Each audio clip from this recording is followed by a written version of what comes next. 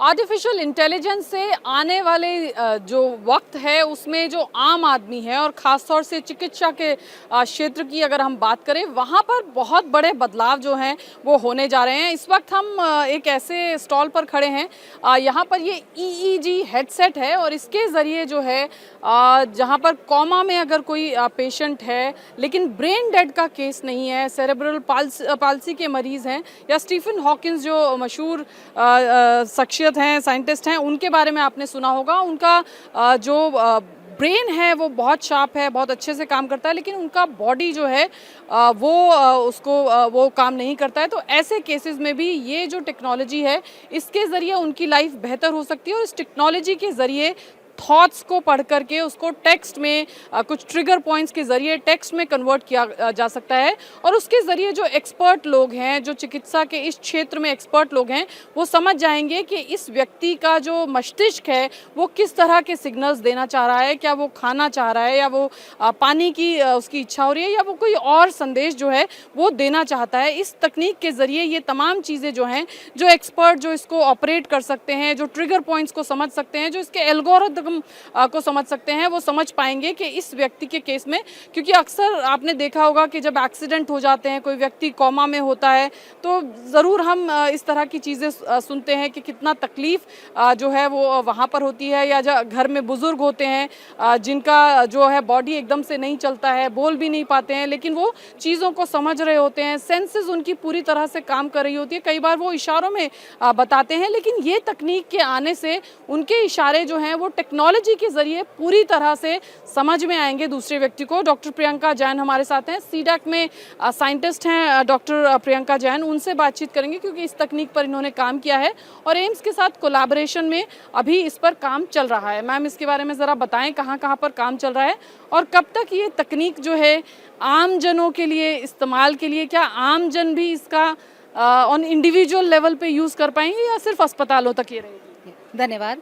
हाँ, तो हम जैसे बताया कि ये ब्रेन कंप्यूटर इंटरफेस है, तो हम आपको यहाँ पे लाइव डेमोन्स्ट्रेशन दिखाने वाले हैं। ब्रेन कंप्यूटर इंटरफेस का मतलब होता है कि ब्रेन से कंप्यूटर को इंटरफेस करना। आपने बताया जैसे कि जो लोग बात नहीं कर सकते हैं, we are translating the intention of a person into a computer, विचारों को। तो ये the person who can not communicate by normal means of verbal communication, hand gesture, facial expression, उनके लिए ये काम करेगा। तो इसमें क्या हो रहा है कि इसमें बहुत सारे तरीके होते हैं काम करने के। कुछ तरीके जो हमारे लैब में एडवांस लेवल पे काम चल रहे हैं, एक आसान वाला जो तरीका हम आपको यहाँ पे दिखाने वाले हैं, इसमें हमें थोड़ा विजुअल स्टिमुली की ज़रूरत होती है। पर्सन के सामने कुछ आइकन्स होते हैं जहाँ पे उसको हेल्प चाहिए है, फ़ोन करना है, न्यूरो लर्निंग करनी है, न्यूरो फीडबैक करना है, तो वो जिस भी आइकन पर देखता है तो उसका विजुअल पैटर्न इसके पैटर्न से मैच होता है और हम उस पैटर्न को कंप्यूटर एल्गोरिथम। आप मुझे बता रही थी कि इसके अलावा भी जो थॉट दिमाग में चल रहा होगा उसको ये पढ़ लेगा। तो ये जो मैं बता रही हूँ विजुअल इमेजरी के साथ, विजुअल ट्रिगर के साथ है जो मैं दिखा रही हूँ। इसके अलावा थॉट को भी के साथ, तो हमारा नियर फ्यूचर में जो दूसरा हमारा काम आने वाला है वो मेंटल इमेजरी पे आने वाला है। वहाँ पे पर्सन के सामने स्क्रीन लगाने की जरूरत नहीं होगी, उसको बोलते हैं मेंटल इमेजरी, क्योंकि वो सिर्फ इमेजिन कर रहा है पानी, और we will be able to predict what analysis he wants to do, उसको क्या चाहिए है। तो हमारे एल्गोरिथम इस तरह से तैयार किए हैं हमने कि वो डेटा का पैटर्न समझते हैं कि पानी चाहिए तो उसका पैटर्न कैसा आने वाला है, और उस पैटर्न को समझने के बाद कंप्यूटर जब ये डिसीजन ले लेता है, प्रिडिक्शन कर लेता है कि इसको पानी चाहिए है, तो कंप्यूटर कैन स्पीक आउट मुझे पानी चाहिए है। इट में ट्रिगर सायरन, अलार्म कर सकता है, फ़ोन कर सकता है। तो बहुत सारी जो ऊपर वाली टेक्नोलॉजी। क्या मैम कुछ ही एक्टिविटीज़ हैं जो रखी जाएंगी या एक्टिविटीज़ का दायरा बहुत बड़ा है, और कितनी एक्टिविटीज़ हैं? इस पानी, खाना? हाँ, इसीलिए मैं बता रही हूँ कि जो हम यहाँ दिखा रहे हैं, यहाँ पे हमने लिमिटेड एक्टिविटीज़ रखी हुई हैं, क्योंकि ये बहुत सिंपल वाला तरीका है जो मैं यहाँ डेमोन्स्ट्रेशन के लिए आसानी से दिखा सकती हूँ। ये लिमिटेड एक्टिविटी में 4 एक्टिविटी यहाँ पे दिखा रही हूँ। ये विजुअल स्टिमुली वाला है। दूसरा एक तरीका होता है P300 होता है, उसमें हमारा पूरा जैसे कंप्यूटर का स्क्रीन कीबोर्ड होता है, स्क्रीन पे वैसे कीबोर्ड दिखाई देता है। पर्सन को जो भी टाइप करना है, SMS टाइप करना है, पूरा SMS टाइप कर दे सकता है। I am not feeling well today, वो टाइप कर दे सकता है, थॉट टू टेक्स्ट को दिमाग में चल रहे हैं कीबोर्ड की स्क्रीन को देखे कीबोर्ड पे टाइप कर देगा वो टाइप कर देगा। वो दूसरे तरह का एक तरीका होता तो काफी रेवोल्यूशनरी होगा। है, हो जाएगा। हालांकि काम चल रहा है, मैं ऐसे नहीं बोलूँगी कि we are the only one who is doing this, काम चल रहा है इस पे। इसमें मैम फोन का आप बता रही थी वो हाँ, तीसरा मैं बताती हूँ कि अभी जैसे जो इसी वाले विजुअल वाले फॉर्म में यदि पर्सन को लगता है कि केयर टेकर बाहर गया है, उसको फ़ोन करके बुलाना है, तो इन पर्सन के फ़ोन से उन पर्सन के फ़ोन पर फ़ोन चला जाएगा, SMS चला जाएगा। फोन छूना नहीं पड़ेगा। उनको फ़ोन छूना नहीं पड़ेगा। अभी दिखाती हूँ मैं आपको, उनको स्क्रीन पे देखना पड़ेगा, स्क्रीन पे देखने से वो फ़ोन चला जाएगा, ये हो जाता है। मेंटल इमेजरी की जब आप बात करें तो तीसरा लेयर जो मैं बता रही हूँ, एक ये हो गया जो कंट्रोल कुछ डिफाइंड एक्टिविटी है, दूसरा हो गया जहाँ पर्सन अपने आप से सोच सोच के टाइप कर सकता है, तीसरा हो जाता है कि उसको टाइप भी नहीं करना है, हमने सोच लिया है कि उसको इमेजिन कर लिया है कि मुझे पानी चाहिए, तो उसको पानी कंप्यूटर को पता चल जाएगा, एल्गोरिथम को पता चल जाएगा कि वो पानी चाहिए। तो इस तरह से ये काम किया जा सकता है। तो मैं आपको अभी दिखाती हूँ, तैयार है बच्चों लोग? हम थोड़ा सा, मैं इस तरफ आ जाती हूँ।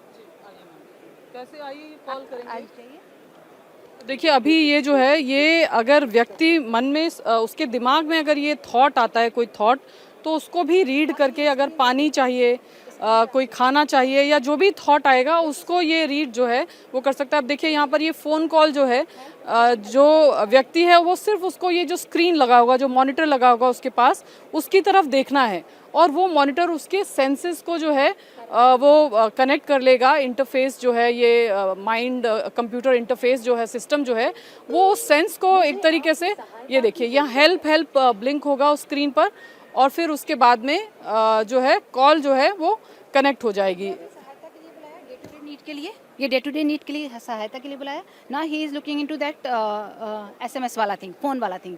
तो अभी ये इनका फ़ोन है, सॉरी अब ये यहाँ पर जो ये व्यक्ति बैठे हैं डेमो में जो आपको दिख रहा है, जिनके सर पे ये लगा हुआ है EEG हेडसेट, ये जो एक्टिविटी कर रहे हैं, देखिए ये जैसे अब ये देख रहे हैं मॉनिटर को, इनकी आईज के जरिए ये सारा प्रोसेस हो रहा है और ये मॉनिटर को देख रहे हैं। इसी तरह से कोई व्यक्ति होगा और जैसे अब इन्होंने कहा, इन्होंने SMS वाली, तो ये मैम जैसे इसमें SMS और कॉल का है, तो ये इसमें से आप वहाँ पे देख लीजिए, फैन आ रहा है, नहीं वो एक ही अभी ये छोटी सी टेक्नोलॉजी है, एक ही कमांड से हम दोनों तो उसके माइंड को सेंस कर लेगा कि उसे SMS भेजना है या फ़ोन करना है। वो अलग अलग भी किया जा सकता है, अभी हमने दोनों किया हुआ है।